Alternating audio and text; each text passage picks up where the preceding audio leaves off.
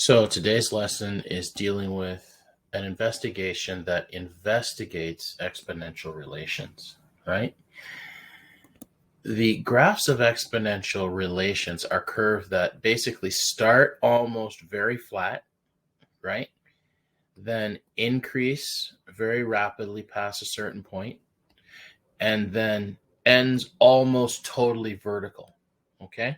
Now, the same can be said, but this time going from almost vertical to moderate and then flat. So the first graph that we have is what we call exponential growth. When we have exponential decay, we have a huge decrease to moderate decay to almost very slow decay. But with exponential growth, we have very slow growth at the beginning, moderate but increasing growth, but then almost instantaneous, ridiculously fast growth. Okay, so let's continue. The y values of the exponential relations, okay, this is what you need to know. They're obtained by repeatedly multiplying the x values of the numbers. So if we keep multiplying the numbers by more than the number 1, then the values increase in growth.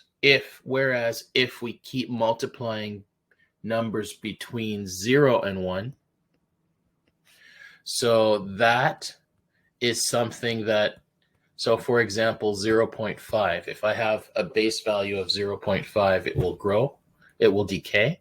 If I have a base value of, say, 2, it will increase. So that's what we call growth and decay.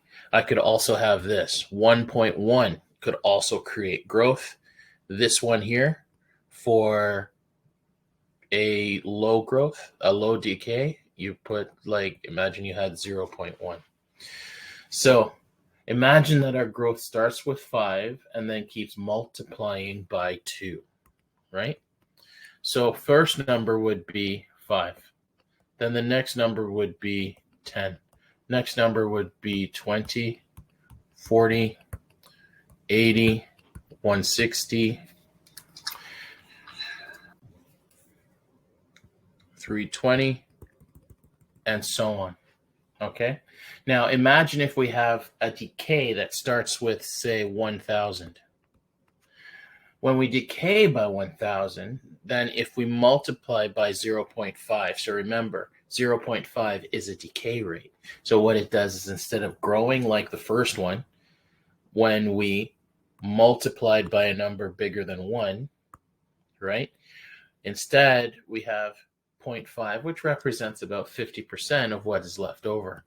So you imagine you have 1,000, then you multiply it by 4.5, you end up with 500, then 250, then 125, and then 62.5, and so on. So here is an example that I want you to try and understand today. Example 1. Show that the following relationships are exponential, okay? Or very close to exponential. And all we have to do is we have to identify the relationship, and then we have to show that there's exponential growth, okay? And then we're going to take a moment and graph the relation. So if I have this table, the key thing that we have to do is we just have to check to see if, well, 6 divided by 2, you take a look at the ratio of each individual part of y. In this case, 6 divided by 2 is 3. 18 divided by 6 equals 3. And then the same can be said for 54 divided by 18 is also equal 3. And you'll notice that for this one, we're just taking the ratio of the last divided by the first. So 162 divided by 54, that also equals 3. And 486 divided by 162 is also equal to 3. And Wow. That's interesting. So the rule is that since the ratios are the same, the ratios of each consecutive terms are the same. Therefore, this relationship is what we call exponential growth. Now, the reason why we call it exponential growth is because the ratio of the terms, of consecutive terms,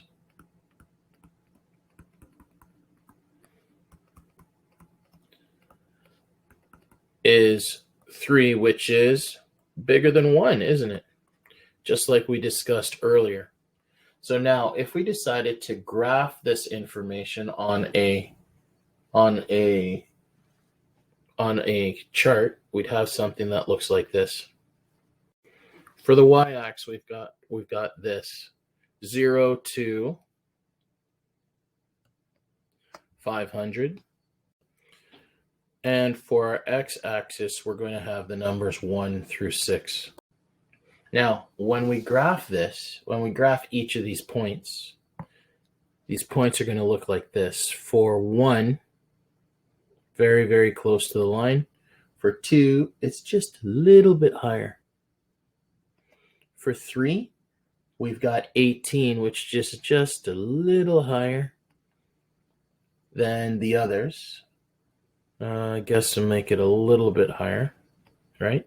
And then for 4, you have 54, which is about a quarter of the way up. No, about half of the way up for 100.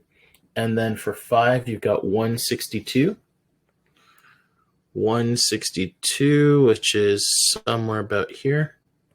And then for 6, you have something close to 500, which is 486. Now, when we connect the dots, you end up with something very flat. We have some moderate growth, and then we have some rapid extreme growth. All right, so this represents exponential growth. Since our graph continues to increase constantly, okay? Now, you would call this an exponential growth curve. So now let's move on to the next concept, okay? So the rule is, here is a rule, if the ratios of the consecutive terms that we have here, 6 divided by 2, 18 divided by 6, remember always the bottom divided by the top, are increasing, sorry, not are greater than 0, but greater than 1, that means it's growth. Okay? All right, let's move on to the next concept. So now imagine we have this experimental data, which is something for a pendulum. So a pendulum kind of swings from the left to the right with a ball tethered to a string. And it just goes from left to right as you drop it, right? Now, we're actually taking a look at the number of swings, and we're looking at the maximum distance that we have for each part. Now, let's go and look to see if this is an exponential relationship. So, like before, what we did was we divided the top half of what we're looking at. No, the bottom half. So 19.9 divided by 23.5. And we get, well, approximately 0.85. And we do the same for all of the rest of these. So we always divide the bottom divided by the top. Okay? So let's just really get into it and write up those numbers. We do the same for the next term, the next set, and we continue. And we end up with, wait a second, hold up. One of them is 0.61. 10.4 divided by 17. That doesn't quite work out. Let's check the rest of these. Okay, so just as I expected, when we look at this problem, all of these are approximately 0.85, but we have one thing that's kind of like an outlier. We could say that this problem is almost totally exponential, right? So here's what you would say. You would say something like this. You could say, since the consecutive ratios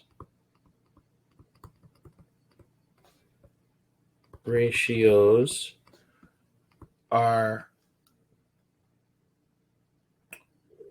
close to equal, CLOSE, to equal, the relation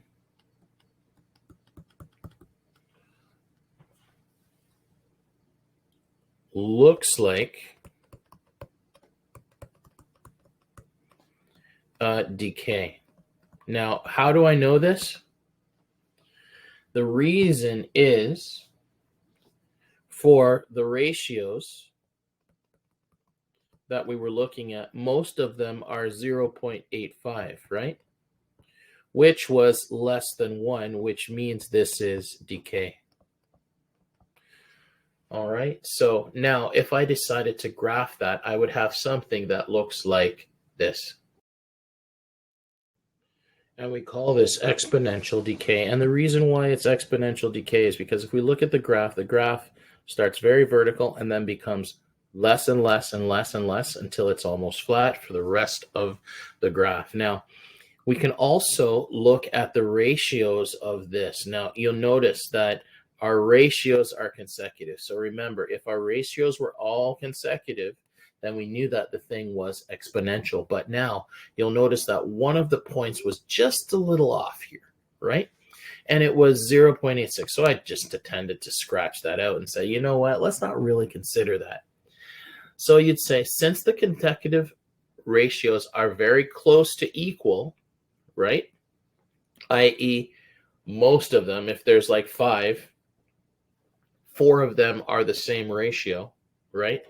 Then you'd say the ratio looks like decay. And the reason why it looks like decay is because when we look at the ratio of 0.85 that most of these share, you'll notice that it's less than 1, which means that we have a decay feature here.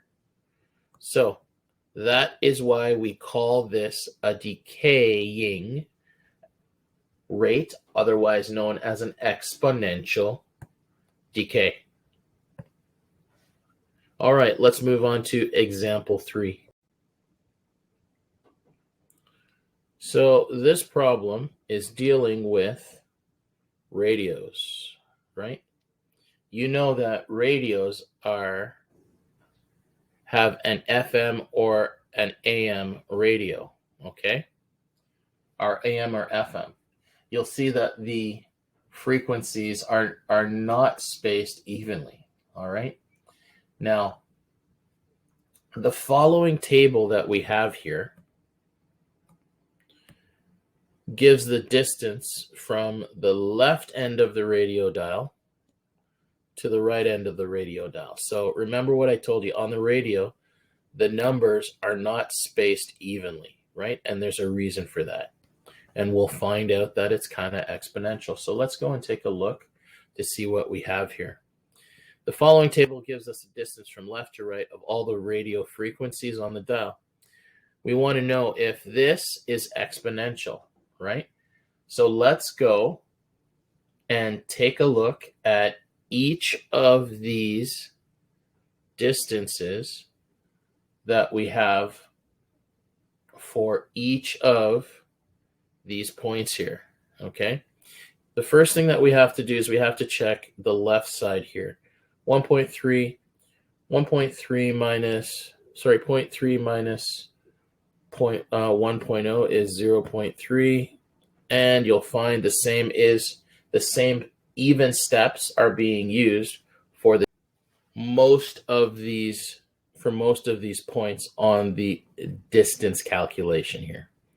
So in this case, you got 0.4, then 0.5, then 0.4, 0.3, and again we end up with 0.3 for the rest. So we kind of have somewhere between 0.2 to 0.3. So we're kind of having something that could represent steps like what we had back here.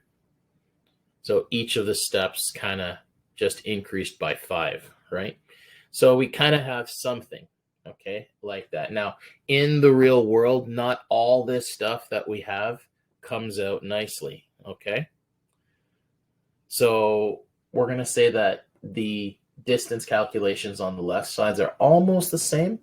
So now let's go and check the relationship between each one of these points that we have here. So we're just going to check every single ratio from 600 and 540 all the way down to 1600. Now you'll notice our ratios are between 1.1 and 1.3, right? But we see that most of them are about 1.2 to 1.3. So I would tell you that this whole thing, if we graphed it, would look like an exponential growth because we have a number for our rate to be greater than 1. So let's go and write our final solution for this. And I would tell you that this relationship is very close to exponential because the consecutive terms, when we do our ratios, are very close to constant. And that's it. So for today, I want you to work on these questions here: 377, 1 to 3, 5A, B, and 6 to 9.